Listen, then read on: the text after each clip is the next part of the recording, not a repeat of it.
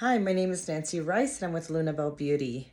3 skills that every aspiring makeup artist needs to master, I would say, would be one, the color wheel. It's important to know warm tones, cool tones. For example, people would automatically see me and think brown, and use a warm tone, and then it would turn orange. But my undertone is olive. And so those kind of things are really important to know, so that way you know what kind of foundation to customize, how to apply the makeup, which eyeshadows to use, what colors to use, etc. So you can create the perfect look for your client, as well as look like an expert that knows what they're doing, what colors they're using. So you can also color correct. That's another reason why you need to know the color wheel. The second thing I would say is to definitely keep your kit clean. So using products that are recyclable, that you can automatically clean right there on the spot, have multiple brushes, have some kind of spray for your palettes, etc. will help. Okay, I'm going to redo that one.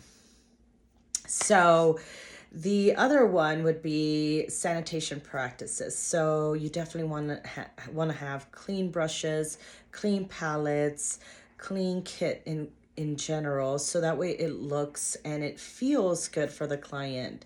They want to see that you are a clean person, that what you're bringing is all sanitized.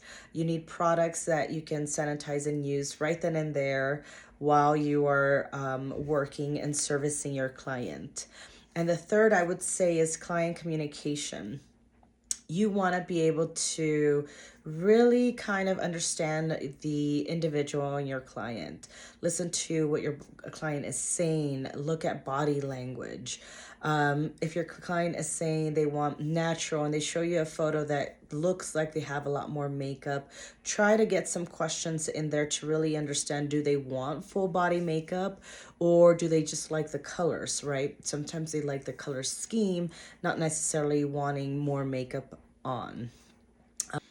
This is really important because if somebody says that they want a smoky eye and that's what they show you, and you create a smoky eye based off of your experience and expertise and what you know, and then they absolutely hate it, it is very difficult to go back from there. So it's important to really understand what they want. Maybe they do want a very soft smoky eye, going less and then adding more is always best. That way you can kind of take a look at what your customer needs or what your client needs, and you can kind of gear it based off of their responses to you. How does this look? Does this look about the colors that you want, the amount, etc.? And of course, you can always say, for photos, it will look even better, or the camera takes about 30% of the makeup away. So then you can understand that you might need to apply a little bit more so it can really show on camera.